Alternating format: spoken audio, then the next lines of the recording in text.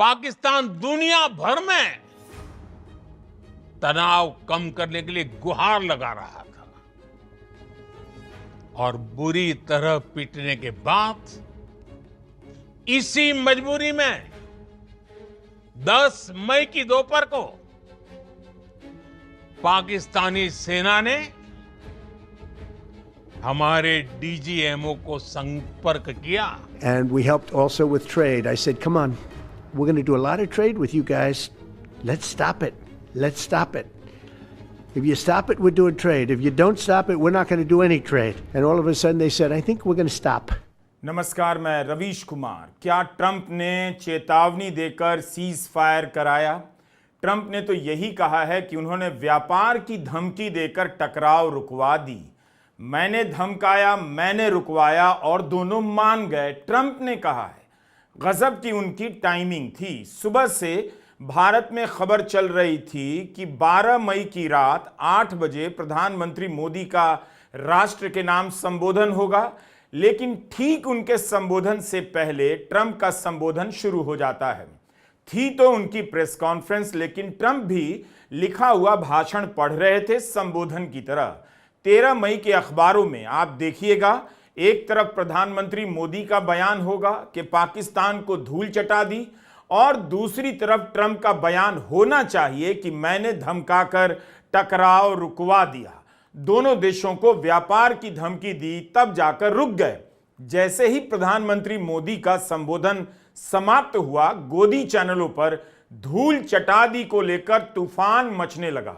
क्या आपको गोदी मीडिया प्रधानमंत्री नरेंद्र मोदी के भाषण को और ट्रंप के दावों को एक साथ रखकर दिखाएगा कि एक ही दिन दुनिया के दो मुल्कों के प्रमुख एक ही घटना को लेकर एक ही घंटे के भीतर कितनी अलग अलग बातें कर रहे हैं? हम अपने वीडियो में प्रधानमंत्री मोदी के संबोधन और ट्रंप के संबोधन दोनों को शामिल करते हुए बात कर रहे हैं। यकीन ही नहीं हो रहा कि जो राष्ट्रपति ट्रंप ने कहा है, प्रधानमंत्री मोदी के संबोधन से आधा घंटा पहले व्हाइट हाउस में ट्रंप की प्रेस कॉन्फ्रेंस शुरू हो जाती है।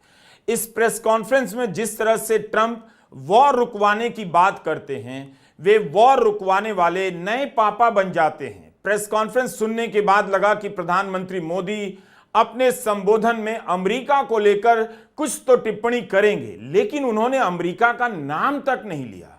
अब आप बताइए, भारत के प्रधानमंत्री अपने संबोधन में अमेरिका का नाम तक नहीं लेते और ट्रंप अमेरिका का नाम लेते हैं कि अमेरिका ने ट्रेड का हवाला देकर भारत और पाकिस्तान के बीच टकराव रुकवा दी।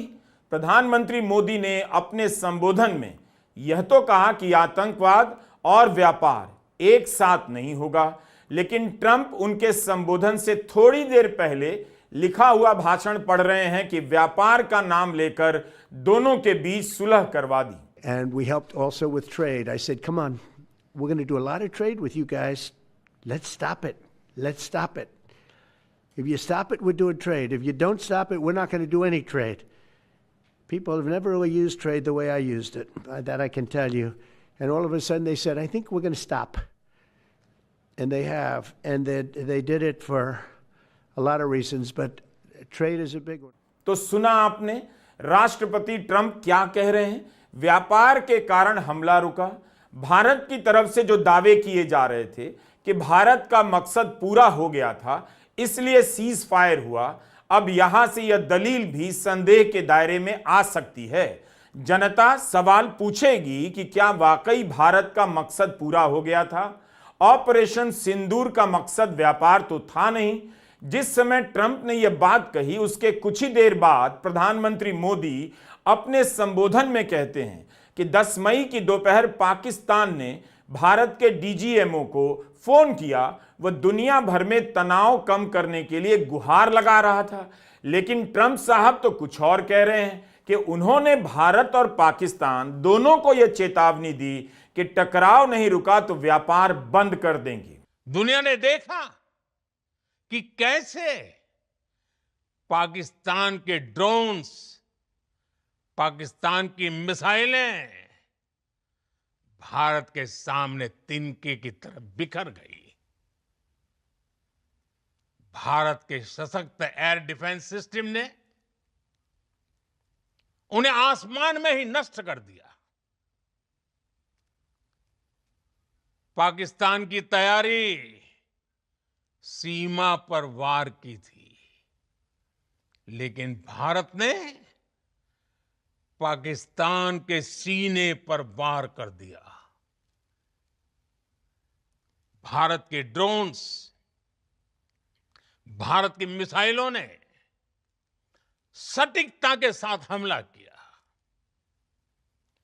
पाकिस्तानी वायुसेना के उन एयरबेस को नुकसान पहुंचाया, जिस पर पाकिस्तान को बहुत घमंड था।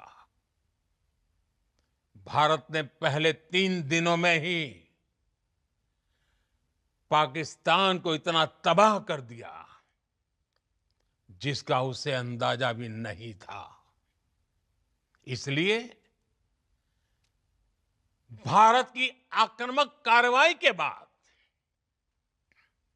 पाकिस्तान बचने के रास्ते खोजने लगा। पाकिस्तान दुनिया भर में तनाव कम करने के लिए गुहार लगा रहा था और बुरी तरह पीटने के बाद इसी मजबूरी में 10 मई की दोपहर को पाकिस्तानी सेना ने हमारे डीजीएमओ को संपर्क किया। तब तक हम आतंकवाद के इंफ्रास्ट्रक्चर को बड़े पैमाने पर तबाह कर चुके थे। आतंकियों को मौत के घाट उतार दिया गया था। पाकिस्तान के सीने में बसाए गए आतंक के अड्डों को हमने खंडहर बना दिया था। प्रधानमंत्री मोदी कह रहे हैं पाकिस्तान ने गुहार लगाई। पाकिस्तान की गुहार पर प्रधानमंत्री मोदी का यह भरोसा करोड़ों भारतीयों के मन में संदेह पैदा करेगा। अगर भारत इतनी ही तबाही कर रहा था, जो कि कर भी रहा था, सेना की बहादुरी शानदार थी। भारतीय सेना के तीनों अंग शानदार बहादुरी का प्रदर्शन करते हुए हर मोर्चे पर लड़ रहे थे, लेकिन भारत की सरकार, प्रधानमंत्री मोदी पाकिस्तान के मौखिक दावे पर कैसे रुक गए? क्या यह बात हजम होती है? अभी तक तो सीज फायर पर भरोसा नहीं किया जाता था और आप उसके एक वादे पर, उसकी गुहार पर आपने ऑपरेशन रोक दिया। क्या पाकिस्तान ने उन चारों आतंकवादियों के नाम बता दिए जो पहलगाम आतंकी हमले में शामिल थे? अगर गुहार पर इतना भरोसा कर सकते थे तो उससे उन 4 आतंकवादियों के नाम भी पूछ लेते, कह देते कि उन्हें हमारे हवाले कर दीजिए। एक ही शाम है, अमेरिका के राष्ट्रपति कुछ और कहते हैं, भारत के प्रधानमंत्री कुछ और। सवाल है कि प्रधानमंत्री मोदी ने अमेरिका का नाम तक नहीं लिया, जबकि पाकिस्तान के प्रधानमंत्री ने अमेरिका का शुक्रिया अदा किया। हम यह नहीं कह रहे कि भारत को शुक्रिया अदा करना चाहिए, लेकिन देश को उम्मीद थी कि प्रधानमंत्री मोदी ट्रंप के दावों को चुनौती देंगे, क्योंकि ट्रंप जो कह रहे हैं वो दुनिया भर में पहली हेडलाइन बन रही है।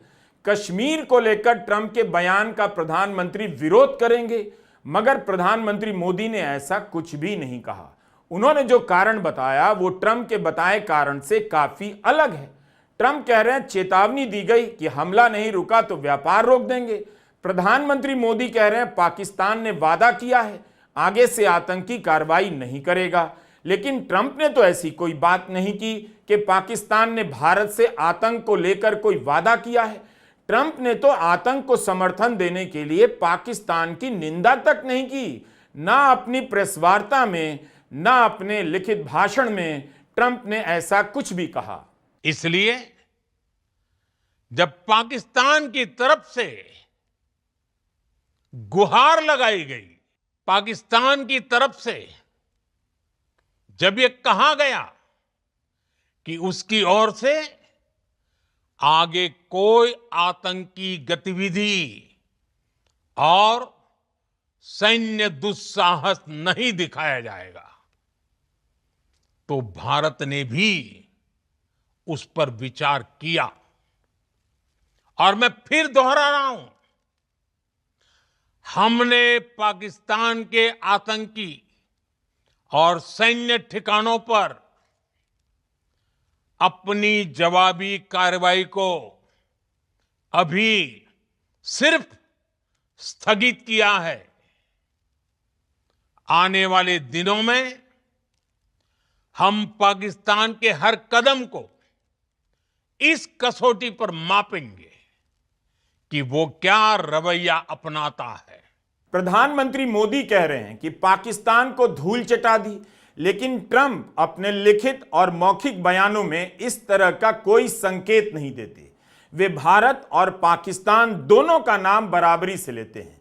इस संदर्भ में भारत के प्रधानमंत्री नरेंद्र मोदी का बयान महत्वपूर्ण हो जाता है कि भारत परमाणु हमले को लेकर किसी तरह के ब्लैकमेल को बर्दाश्त नहीं करेगा। हम अपने तरीके से अपनी शर्तों पर जवाब देकर रहेंगे। हर उस जगह जाकर कठोर कार्रवाई करेंगे जहां से आतंकी जड़ें निकलती हैं। दूसरा, कोई भी न्यूक्लियर ब्लैकमेल भारत नहीं सहेगा। न्यूक्लियर ब्लैकमेल की आड़ में पनप रहे आतंकी ठिकानों पर भारत सटीक और निर्णायक प्रहार करेगा। तीसरा, हम आतंक की सरपरस्त सरकार और आतंक के आकाओं को अलग अलग नहीं देखेंगे। ऑपरेशन सिंदूर के दौरान दुनिया ने पाकिस्तान का वो घिनौना सच फिर देखा है, जब मारे गए आतंकियों को विदाई देने पाकिस्तानी सेना के बड़े बड़े अफसर उमड़ पड़े। स्टेट स्पॉन्सर्ड टेररिज्म का यह बहुत बड़ा सबूत है। ट्रंप कह रहे हैं कि व्यापार के कारण हमने हमला रुकवा दिया। अलग ही कहानी बता रहे हैं। राष्ट्रपति ट्रंप ने कहा है, जो भी कहा है उससे अब तक की सारी कहानियां ध्वस्त हो जाती हैं। सबसे बड़ी कहानी यह भी ध्वस्त होती है कि भारत और पाकिस्तान के बीच में बातचीत हुई, कोई तीसरा नहीं आया था। अभी तक ये सवाल उठ रहे थे कि ट्रंप ने सबसे पहले सीज फायर की घोषणा की, तो इसके जवाब में कहानियां बनाई जा रही थी कि भारत और पाकिस्तान के बीच तीसरा नहीं था।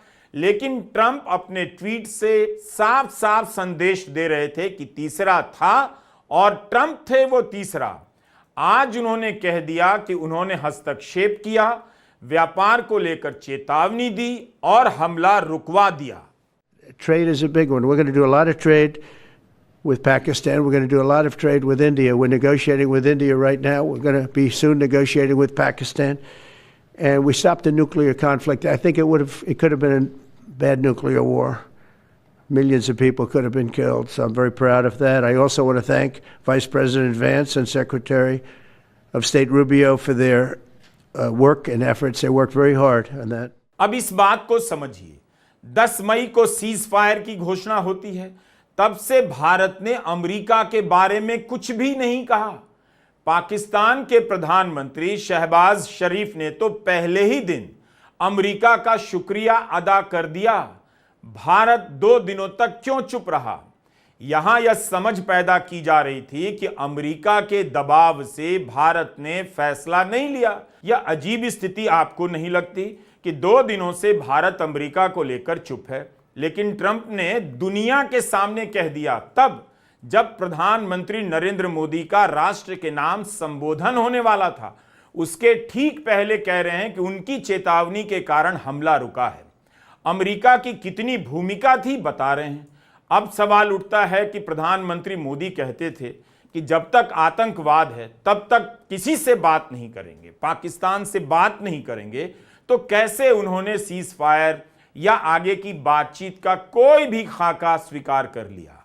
हम नहीं जानते कि व्यापार के नाम पर ट्रंप ने और किन किन बातों को लेकर दबाव डाला। यह तो सरकार को बताना पड़ेगा। लड़ाई आतंकवाद को लेकर हो रही थी, ट्रंप कह रहे हैं रुक गई व्यापार को लेकर। यह तो और भी विचित्र बात है। And we helped also with trade. I said, come on, we're going to do a lot of trade with you guys. Let's stop it. Let's stop it. प्रधानमंत्री मोदी कह रहे हैं कि पानी और खून एक साथ नहीं बह सकता, लेकिन उनसे पहले ट्रंप कह रहे हैं कि दोनों देशों ने व्यापार का सोचकर समझौता कर लिया। तो व्यापार खून में बह सकता है, मगर पानी और खून साथ नहीं बह सकता। क्या अमेरिका का इतना भी रोल नहीं था कि उसका जिक्र भी प्रधानमंत्री मोदी के भाषण में ना आए? अगर ट्रंप की प्रेस कॉन्फ्रेंस पहले हो गई थी तो राष्ट्र के नाम संबोधन को टाला जा सकता था, ताकि इस तरह की तुलना ना हो, ताकि ट्रंप की बातों का जवाब संबोधन में दिया जा सकता हो। क्या भारत ने तय कर लिया है कि अमेरिका ने जो भी कहा है, जो भी कह रहा है, उस पर जवाब ही नहीं देना है? धूल चटा दी, मिट्टी में मिला दिया टाइप की हेडलाइन से अखबारों में जगहों को छाप लेना है। सर्जिकल स्ट्राइक और एयर स्ट्राइक के बाद अब ऑपरेशन सिंदूर आतंक के खिलाफ भारत की नीति है। ऑपरेशन सिंदूर ने आतंक के खिलाफ लड़ाई में एक नई लकीर खींच दी है, एक नया पैमाना, न्यू नॉर्मल तय कर दिया है। पहला, भारत पर आतंकी हमला हुआ तो मुंह तोड़ जवाब दिया जाएगा। प्रधानमंत्री नरेंद्र मोदी जी का वक्तव्य हम सबने सुना। ठीक उससे कुछ मिनट पहले अमेरिकी राष्ट्रपति डोनाल्ड ट्रंप का वक्तव्य सुना, जो बहुत व्यथित करने वाला था, जिसने तमाम भारतवासियों को चौंका दिया। भारत की संस्कृति में सिंदूर के साथ कभी सौदा संभव नहीं है। डोनाल्ड ट्रंप ने कहा कि ट्रेड, व्यापार को हथियार बना के उन्होंने हमसे ऑपरेशन सिंदूर रुकवाया।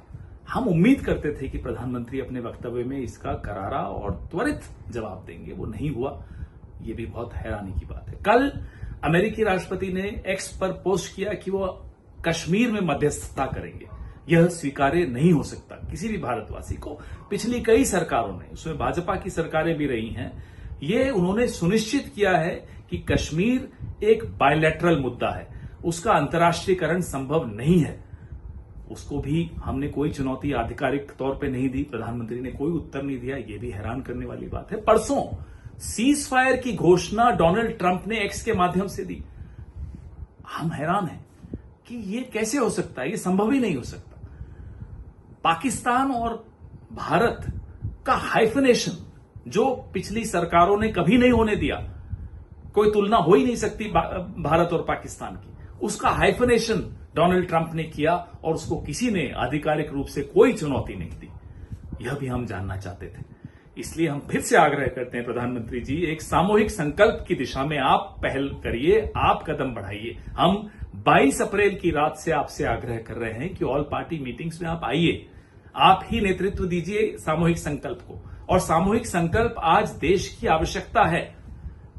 हम फिर से दोहरा रहे हैं कि आप स्पेशल सेशन पार्लियामेंट का बुलाइए, विशेष सत्र बुलाइए। उसमें कोई गोपनीय बात, संवेदनशील बात नहीं की जाएगी। सब जिम्मेदार दल हैं। आप इन तमाम राजनीतिक और सामरिक दृष्टि से जो महत्वपूर्ण मुद्दे हैं उन पे हमसे चर्चा कीजिए, ताकि विश्व से हम एक आवाज से बोल सके। ये आज की आवश्यकता है। सबको उम्मीद थी कि प्रधानमंत्री मोदी कश्मीर को लेकर ट्रंप के बयान पर कुछ कहेंगे, लेकिन उन्होंने कश्मीर पर ट्रंप के बयान का खंडन नहीं किया। 2019 की बात है, जुलाई का महीना था, तब ट्रंप ने कहा कि प्रधानमंत्री मोदी ने उनसे कहा है कि आप कश्मीर को लेकर मध्यस्थता कीजिए, लेकिन तुरंत ही भारत ने जवाब दे दिया। ट्रंप के अगले ही दिन विदेश मंत्रालय ने ट्वीट किया, तब विदेश मंत्रालय के प्रवक्ता रवीश कुमार हुआ करते थे, हम नाम। उन्होंने कहा कि भारत ने ऐसी कोई मांग नहीं रखी है। लेकिन इस बार भारत क्यों चुप रह गया? क्यों नहीं भारत ने इस बार अमेरिका के रोल का तुरंत खंडन किया? 10 मई से 12 मई क्यों आया? 2019 में भारत ने कहा था, भारत की लाइन यही है कि पाकिस्तान के साथ जितने भी मुद्दे हैं उन पर चर्चा आपस में करेंगे। भारत ने अमेरिका से हस्तक्षेप की अपील या मांग कभी नहीं की। लेकिन इस बार ट्रंप ने खुद ही सोशल मीडिया में पोस्ट कर दिया कि वे कश्मीर पर पहल करना चाहते हैं। पाकिस्तान और भारत को संबोधित करते हुए उन्होंने ट्वीट किया कि मैं आप दोनों के साथ मिलकर यह देखने के लिए काम करूंगा कि क्या 1000 साल के बाद कश्मीर के बारे में कोई समाधान निकाला जा सकता है। यह उनका बयान है ट्रंप का कश्मीर को लेकर। इस बार ट्रंप ने यह नहीं कहा कि वे अपनी तरफ से मदद करना चाहते हैं। पहले से अलग और उलट उन्होंने अलग शब्दों में कहा कि मैं कश्मीर पर काम करूंगा। तो भारत ने तुरंत खंडन क्यों नहीं किया? और अब तो ट्रंप ने सबके सामने कह दिया कि उन्होंने व्यापार की धमकी देकर हमला रुकवा दिया। तो आतंकवाद से बदला कहां लिया गया?